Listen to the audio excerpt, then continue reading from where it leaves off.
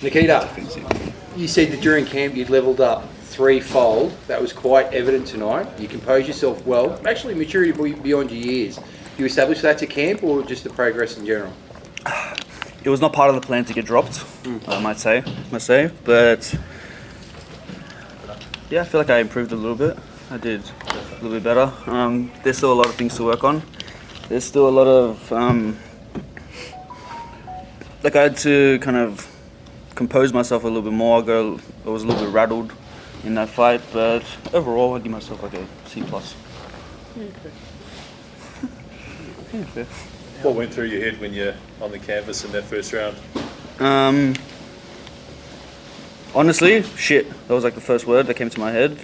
But then I just knew, okay, you got hit.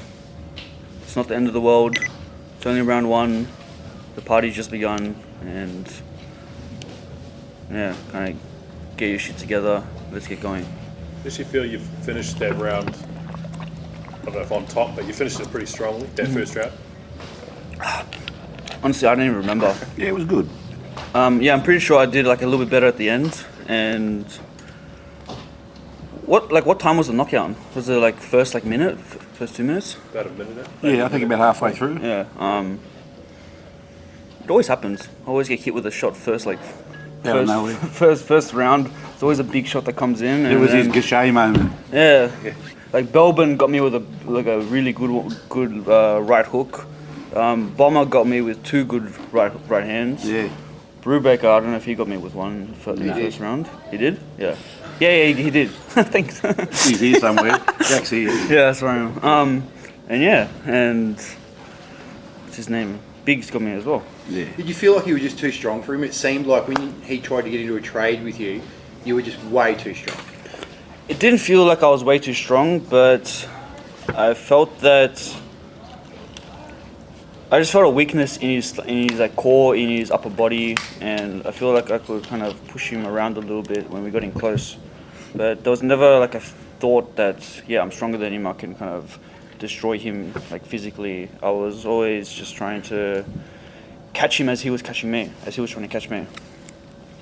Did you know that he was pretty badly hurt into that fifth round? Like it kind of seemed like I know he's holding his hands low. I don't know if it was his body or I think he. Oh well, after round 4 when I hit him with 50 punches in the side of the head, I kind of figured that he's hurt. So yeah, maybe. But I didn't notice the hand, no, not at all. What was your corner saying to you throughout the fight? Round 1, stay composed, it's okay, it's just the first round. Breathe, stay relaxed, start boxing, stop trading with him, just box smart. And then when the mouth guard came out, my uncle was like, why the hell did you stop? You should have kept going. Like, what's wrong with you? Grandpa as well. Yeah, so yeah, that was a little bit of a missed attempt by me, but you live, you learn. You said in the post-fight interview with Ben Damon that it was a hurdle, but speaking to you and watching the lead-up beforehand, it felt more like a mountain that you had to climb, a personal mountain. Is that fair? I was climbing Kosciuszko. Yeah, I thought so. Now I'm at the top of Kosciuszko, and now we're looking for the next mountain to climb. Fortunately, it's not in Australia, but yeah, I don't know where I was going with that. But Glenn, did you panic in the first? No, I really didn't. He was clear-eyed. There was no panic. He got up straight away and, like he said, shit. Much like Tim with Gachet, that little shit moment. He did get me with a shot in the third round, I think. No, not an uppercut, a straight right as well. That kind of rattled me, and my legs kind of got a little bit dizzy for a second. But yeah, he didn't capitalize on it. Same as Bomber. Bomber got me with a good shot, but didn't capitalize on it. Why do you think that was? Why do you think you didn't capitalise when you had that? Maybe he just didn't sense it. Maybe my facial expressions, they didn't show that I was hurt or something. But yeah, maybe I just got a good poker face. Glenn said he didn't think you were hurt when you were dropped in the first round. It wasn't that I was hurt. I was just rocked. He got me with a very clean shot that kind of just buckled my legs. Harder than a shot that he got me with in that first sparring though. The sparring that we had, that was just It was a tap. Yeah, it was a tap and I was just off balance, but that was a good shot. I give him that. Yeah. When the tide did turn, the momentum did change, and you were pushing the point, and it seemed like the bell was just taking forever to come through. When you came out in the next round, did you decide to pick your shots a little bit more and not rush it? Is that why you gave him a little bit more space? That was round 5, I think. Yeah. No, my uncle just told me don't rush it because you're gonna gas yourself out. You're already a little bit tired. Don't try and overdo it. He's tired as well. Don't forget that. His head's probably spinning. You're probably just breathing heavy, but his head's spinning. So take your time. He's gonna make some more mistakes and capitalize on that. Yeah, sounds like a smart corner. I don't know if you heard it, but Big suggested you were going to be the one that was fading and gassing into the later rounds. How did it feel to break it down like you did? That's true. That's how it feels. Yeah, no comment. Hello, George. Oh, George. Can I have another water, by the way? By That any was the chance? only spare one I had. Someone else get it. Okay. George, the performance. Talk on that for us. Speak on that. Unbelievable. I think it lived up to the hype. The hype leading up, everyone talked 50-50. Anything can happen. Both got power. They both showed it tonight. But Nikita, in particular, to be able to bounce back from that first round and show what he had. He's a sick-minded person who likes to do things a tough way, but he's an absolute pleasure to watch. So really proud of him, and that's why he's the star of the show. Did you age 5 years in the first round? I did. No, no, I didn't. I was sitting next to Timmy actually. So Timmy was calm, so I felt calm. You know, if he had every faith in him, I had every faith in him. So I mean, the Tszyu family, they know boxing, they know what's happening. So I like to keep people on edge. yeah, you did that. You did that. To mention Vegas. So is that something you'd want that much? No, Nikita. He's already said it. We're going. George, just make it happen. Where's Matt? Matt's hiding in the Business class, background. please. Business class, please. We were going to say first class, but business. Unlucky. All right, Rookie mistake. business. Lock it in. Ask George about that knockout bonus. Oh yeah, knockout bonus. Yeah. Hey, Oh, Magic Man got a good one. Yeah, he did. No, Pretty good one there. yeah. I mean, the whole night there was some big performances tonight, but I think, you know, to top it off like that, you can have some great fights, you can have a great undercard, but you need the star of the show to come through to finish it off, and he finished it off in fine form. And you know, I'm sure Glenn will give him one of them cars that he's auctioning off this weekend. Yeah, give me a Mustang. How's his star growing now? You know, we've seen so many stars in Australian boxing. This has been touted as the second golden age of Australian boxing. There's been so many amazing performances in the last 3 years. How's his star growing now? No, I've said about Nikita previously is that he embraces the limelight, he embraces the crowd, he embraces everything that comes with being a star of a show. And not a lot of people can do that. You know, there's a lot of great athletes in this country who don't know how to embrace a crowd and share their character and be themselves. And he well and truly shares, you know, who he is as a person, and he's got a very interesting character that he does share. And I think that's only going to build him as a star in Australia, because he's different to his brother. You talk about. A lot of people talk about him having the name, and that's why he gets what he gets. But he can fight. He can really fight. But he's a star just as a person. Like, there's not many people in Australian sport like Nikita Tszyu. So he'll continue to grow, and you know, I'm grateful that he's growing with us. George or Glenn, the obvious next step seems to be America and fighting on Tim's cards, but Nikita's obviously still relatively short into his career. Where do you see the kind of the next step? We're having a joke about Vegas. We would love that to happen, but it's not a strategic move for Nikita. It's just another numbered fight.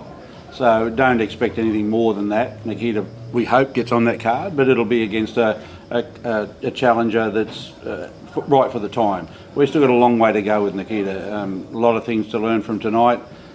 Was that 8 tonight? 8 fights? Yeah. Yeah. So we're still four fights away from him coming out of his rookie period, really.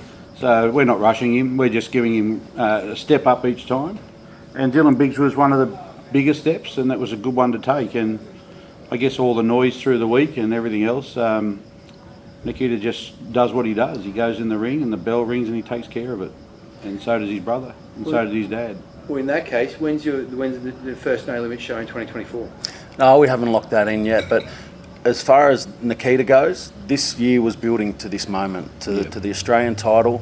You know, we had chatted about it, was building towards the Australian title. It happened to be against Dylan Biggs, who was a fantastic fight, a fantastic match for Nikita. Perfect dance partner. So, perfect dance partner.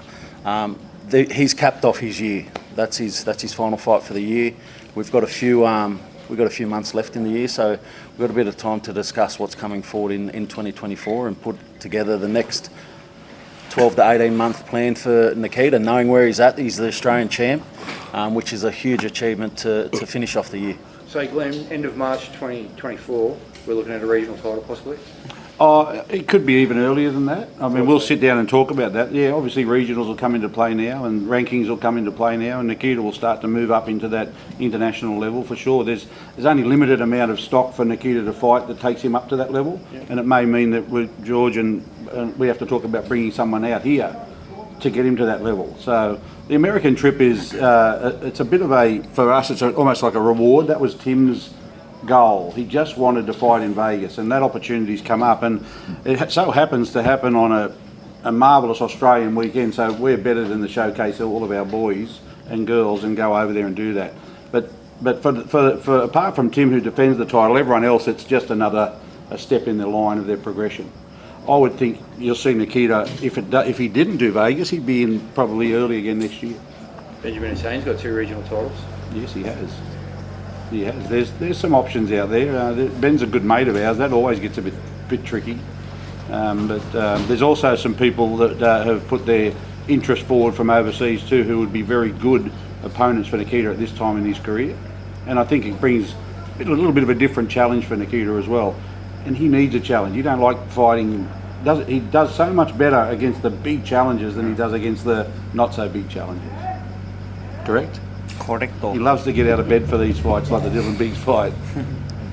Nikita, there was a lot of back and forth this past week. Did you and Dylan have a chance to chat in the ring after the fight? In terms of back and forth, it was more just back or forth. Yeah. There wasn't really like an exchange. The only time we really spoke was that face-off, the press conference, and that's it. Everything else, they were just shouting, and we were in a different room not listening. Yeah, well said. Oh, but yeah, we didn't really say anything much in the ring. We just said, He came over and congratulated him, which, and that's how it should be. A good handshake and say, two warriors, they both give it all they could, and Nikita won. So only one man survives. Yep. It's a tough sport. Nikita, is there anyone you want to fight particularly? I couldn't care less. Whoever makes the most sense. We did. And I love that attitude. That's We did continue our Tszyu legacy in Newcastle. Was that our 13th? 12th fight in Newcastle. undefeated. So, yeah. And I'm an Overcastrian, so I'm super Newcastle. proud, and I love the fact that Matt and George, when I say, can we do Newcastle, they always say yes. And I'm so proud, but to have Kostya do it, Tim, and now Nikita do it like that tonight, man, that don't get much better, does it? Such an epic arena. Oh, we love coming here. Yeah, I love this place. Yeah. You know, there's so many options, and that's the next round of options for Nikita is so interesting, and Matt and George and the rest of us will sit down and go through that. He'll have a nice little break now. Well-earned break, Well deserved, yeah. It's been a busy year for all the Tszyu boys, and We were camping. Treehouse. Yeah, we'll build a tree house somewhere. Yeah, no. Nikitas, All good? Sand axe. Thanks, guys. Thank you, gentlemen. Aussie champion.